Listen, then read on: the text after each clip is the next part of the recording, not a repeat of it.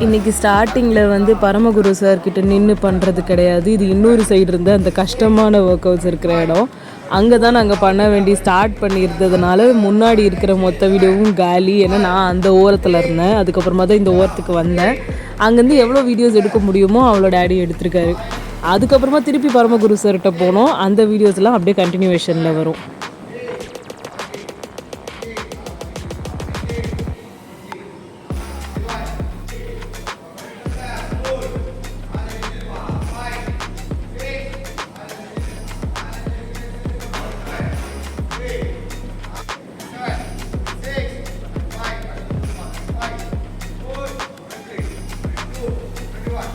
என்னோடய பெஸ்ட்டுக்கு காலை கீழே வைக்காமல் ஹோல்ட் பண்ணுறதுலேருந்து மற்ற எல்லாமே நான் என்னோடய பெஸ்ட்டுக்கு தான் கொடுத்தேன். ஆனால் என்ட்ரு ஆகும்போது 104 450 இருக்கும்போதே எனக்கு மனசு உடஞ்சி போச்சு. திருப்பி வெளியில் வரும்போது 104 இருந்தேன். ஸோ அந்த 104லேருந்து நம்ம வந்து கீழே இறங்க மாட்டோம் போல இருக்குது, நம்ம விதி இதுதான்ற மாதிரியே எனக்கு இப்போ வந்து முடிவாயிடுச்சு. But it's okay. நம்ம வந்து ரொம்ப இதை பற்றி நினச்சிட்டு இருந்தால் நான் ஸ்ட்ரெஸ் ஆகிடுவேன். அதனால நான் அதை வந்து ஓரம் கட்டிட்டு நம்ம எப்பயுமே இருக்க நம்ம டயட்டில் வந்து கான்சென்ட்ரேட் பண்ணலான்ட்டு. பட் என்னோடய டயட்டில் வந்து நான் அப்பப்போ வந்து ஸ்லைட்டாக வந்து மிஸ் அவுட் ஆகிற மாதிரி இருக்குது. அது எனக்கே ஃபீல் ஆகுது. அது என்னதுன்னா, அப்பப்போ நான் வந்து இந்த பொரியல் ஏதாவது ஒன்று எடுத்துக்கிறதோ இல்லை எதுவோ அது கொஞ்சம் கட் பண்ணணும். பட் பார்க்கலாம்.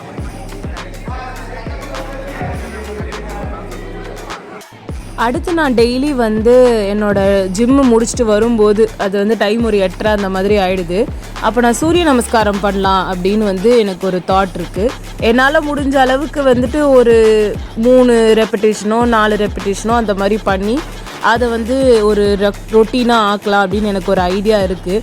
ஆக்சுவலாக இது நல்லா காலையில் தான் பண்ணணும், நல்லா ஒரு 5 மணி 6 மணி அந்த மாதிரி டைமில் தான் பண்ணணும். But something is better than nothing நினைக்கிறதுனால நான் வந்துட்டு இது பண்ணலான் இருக்கேன்.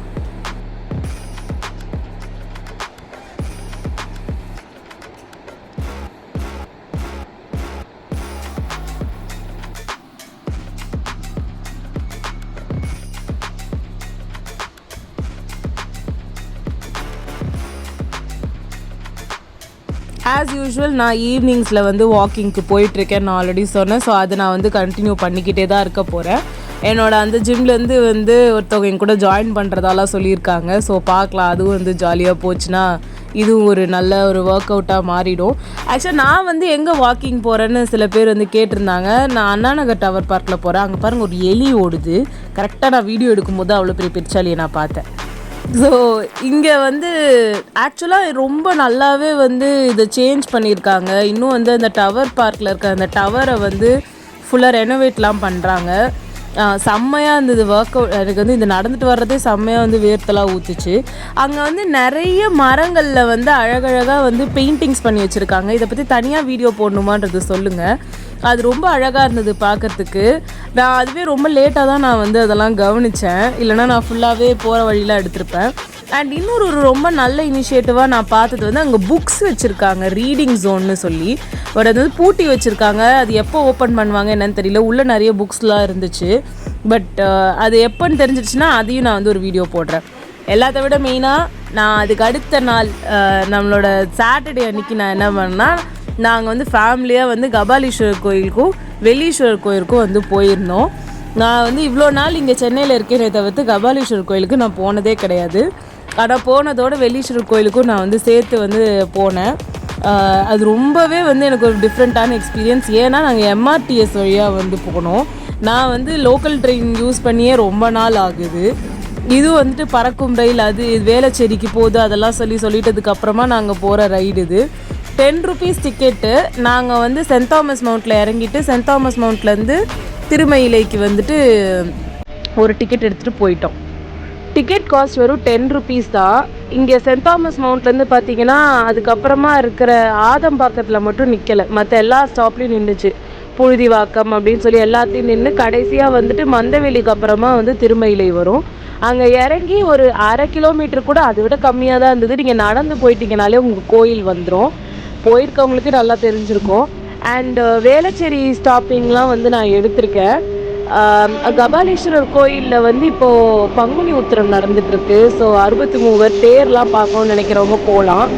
எனக்கு தெரிஞ்சு நாளைக்கு வந்து தேர் இழுப்பாங்க. அந்த 63 தேரை வந்து பார்க்கணுன்னு நினைக்கிறவங்க நீங்கள் போய் பார்க்கலாம் கண்டிப்பாக. இதே வீடியோவில் நீங்கள் பார்ப்பீங்க, நான் வந்து அந்த பிரசாதத்தை வேற சாப்பிட்டுட்டேன். பிரசாதம்ன்றதுனால நான் வந்து சாப்பிட்டுட்டேன் அப்படின்னு சொல்லி நானே வந்து என்னையே வந்து மனசை தேத்திக்கிட்டேன். பட் நம்ம சாப்பிடக்கூடாது தான், சுகர் சாப்பிடக்கூடாது தான். பட் இட்ஸ் ஓகே, ஒரு நாளுன்ற மாதிரி நான் நிறைய இட்ஸ் ஓகே ரொம்ப வந்து பண்ணிகிட்ருக்கேன்னு நினைக்கிறேன்.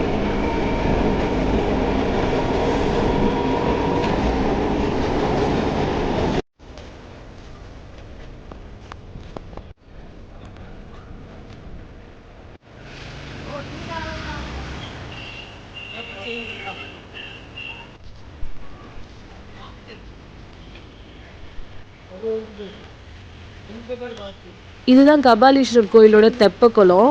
ரொம்ப அழகாக இருந்தது. ஒரு இடத்துல வந்துட்டு நிறைய வாத்துங்களாக இருந்தது. அது நான் வந்து ஜூம் பண்ணி பார்த்தது பாருங்க, நிறைய வாத்துங்களாக இருந்தது. ரொம்ப அழகாக இருந்துச்சு அது பார்க்குறதுக்கு. அங்கே உள்ள வந்து வீடியோஸ் எடுக்கலாமா, கோபுரத்தெல்லாம் எடுக்கலாமான்றது எனக்கு தெரியல. அங்கே நிறைய பேர் எடுத்துகிட்டு இருந்தாங்கன்றதுனால தான் நானே வந்து எடுத்தேன்.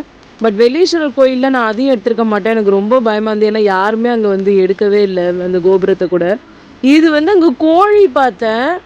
இந்த கோழி எனக்கு ரொம்ப வித்தியாசமாக இருந்துச்சு. அண்ட் இதுதான் வந்து அங்கே கொடுத்த பிரசாதம் அன்னைக்கு.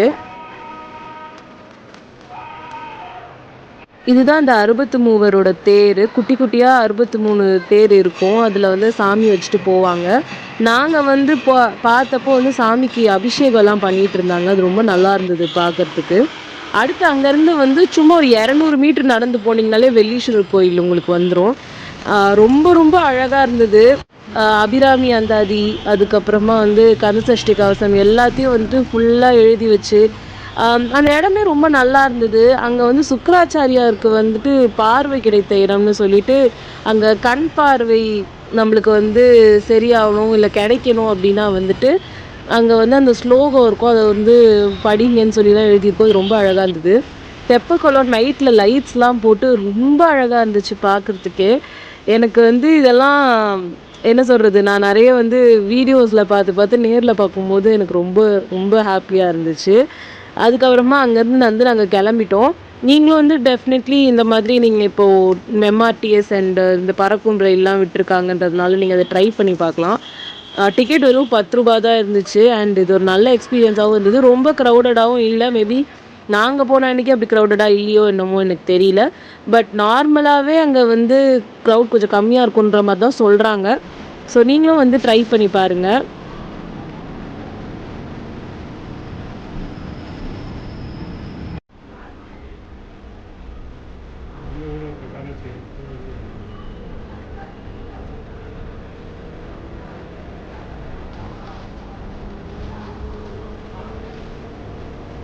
உட்காந்துக்கிறியா?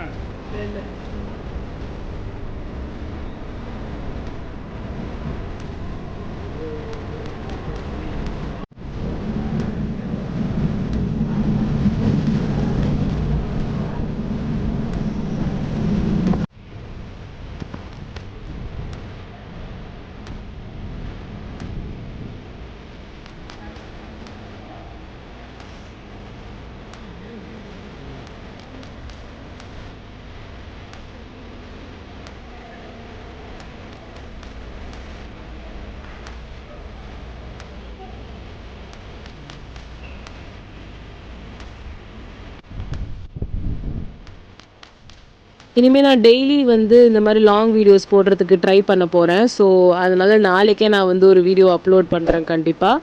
ஸோ இந்த ஜேர்னியில் வந்து என் கூட வந்து டெஃபினட்டாக இருங்க. உங்களை நான் நாளைக்கு சந்திக்கிறேன். பாய்.